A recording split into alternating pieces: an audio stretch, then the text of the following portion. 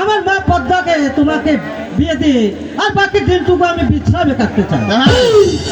এই তো আমি ল্যাংলা লুংলা মানুষ বাবা, আমার ভাগ্যে কন্যা মিলবে কিনা ভগবানই জানে। এই সুযোগে আমি সুযোগটা কাজে লাগাই।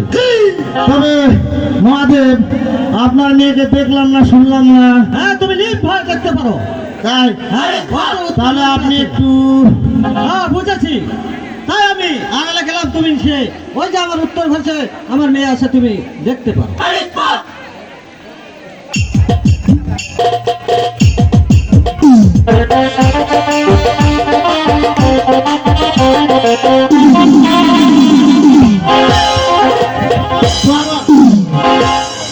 মেয়ে তো একটা জ্যান্ত সাপড়ে বাবা।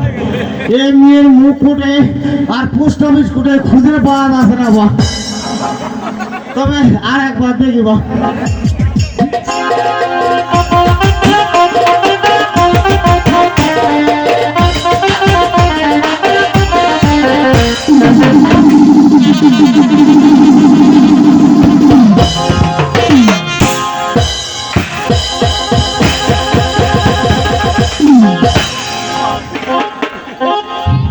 আমার দেওয়া সম্ভব নয়।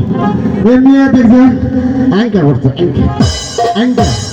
তবে বারবার তিনবার আর একবার দেখে নিয়েছি আমি সাহেব।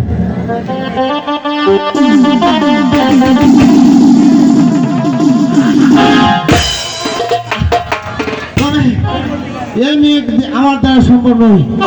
এই মেয়ের কি জানেন, এটা মারতে মারতে এক চক্ষু করছে কানা, আর এক হাত মারতে মারতে এক লীলা করছে, আর এক পাও কেঙ্গা জানেন। এ ভাই, মোষের মুখলেস নেই, এ মুখলেস বেড়া নেই ভাবে দেখো। এ মেয়ে বিয়ে করলে আমার সংসার করবো না ভাই। তবে তবে মহাদেব, নমস্কার নমস্কার নমস্কার। তবে নমস্কার। আপনার মেয়েকে বিয়ে করতে পারি, হ্যাঁ, তবে একটি শর্ত। কি শর্তে? এই আমার সাথে কথা বলো, কি শর্তে? তবে আপনার মেয়ে যদি চাঁদময়নগর হতে 4 সদাগর হস্তে মা মনসা পুজো আনতে পারে, তাহলে বিয়ে হবে। ঠিক আছে, আমি তাই নিব। বেশ, তাই হবে। তবে ঠিক আছে মহাদেব, এখন আমি আসতে পারি? আসো। আয় থাকো, তুমি বড়ি খাইয়ে দিয়ে না থাকো। ভগবান, কে বলে গেল আমাকে, কে আমাকে বিয়ে করবে? ওই 400 টাকা হস্তে পুজোতে পারি, তাহলে আমার বিয়ের বর মিলবে। আর